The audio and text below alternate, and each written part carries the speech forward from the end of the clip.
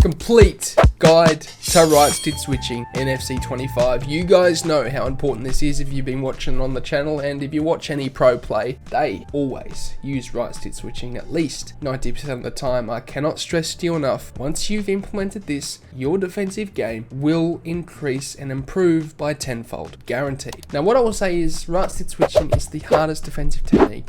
If you need help implementing this into your defensive game, I am here. I do coach one-on-one. You can check it out, the link is down below. There are over 600 people signed up and all of them are very happy with the coaching I provided. I've taken them from low divisions to high divisions and they are improving. So check it out, the link is down below. And right stick switching is broken down into 5 stages, 5 progressive stages of learning and implementing this into your game. It's first of all learning and implementing right stick switching into your game. It's secondly tracking runners. It's thirdly maintaining the shape of your defense with constant switching. It's fourthly anticipating your opponent with various reading techniques, which I will break down later on in the tutorial so that you can learn how to read where your opponent's going to go. And last but not least, the 5th stage of knowing how to squeeze your opponent.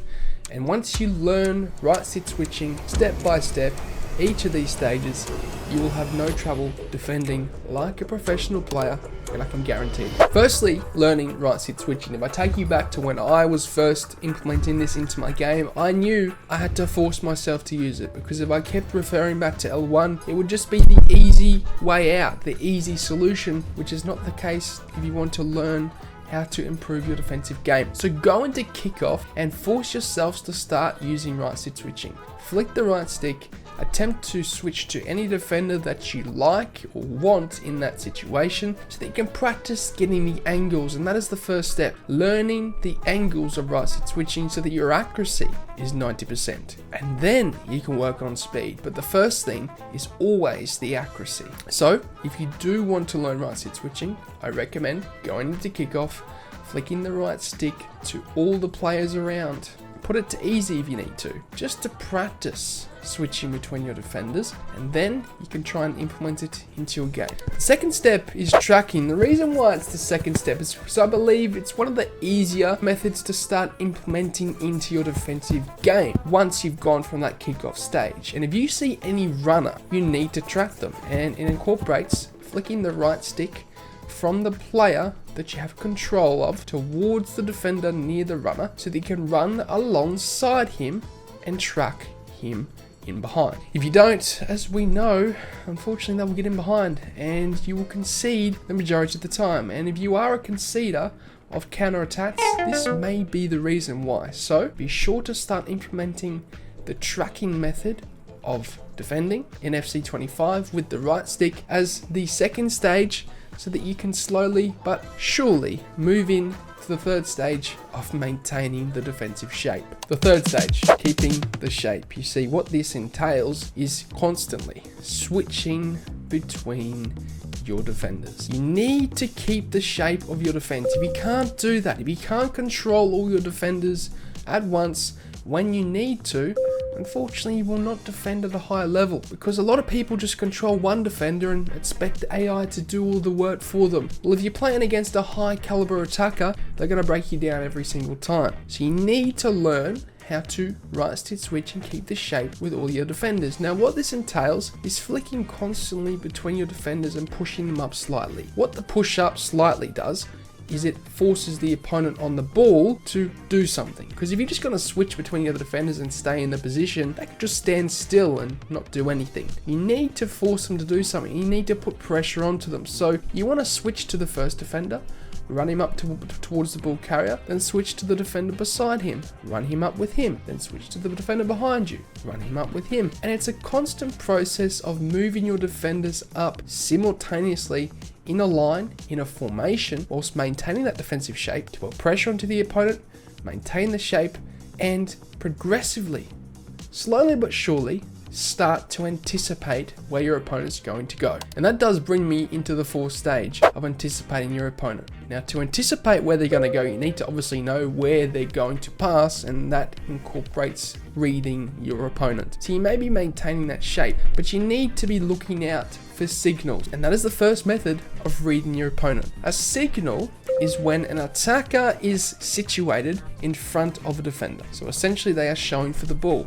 And that is a signal, because as we know, when your opponent is attacking, they are looking for those strikers or those wingers or those attackers. And in general, if you see that attacker showing for the ball in front of your defender, he will most likely hit that attacker. So you need to, whilst maintaining that shape, switch back to the centre back, push him up, at least behind the attacker, but even better in front of him, so that you can intercept the ball or at least cut off that option whilst you're maintaining that shape. The second method of reading is touch direction. As we know, the first touch is always a good indication as to where your opponent will pass next. So you need to take note of where they are taking that first touch direction, and in general you want to switch in that direction so that you can anticipate. So the first touch is down, you need to switch down towards that defender to cut off the passing option that is open in that situation. And this in general is how you can be one step ahead of your opponent. And if you've ever played a high caliber defender or professional player, you would know they are very good at reading. They are very good at switching ahead, and you always feel like you are a step behind your opponent and that he is always a step ahead of you. And this is because he can read you. Last but not least is the third stage,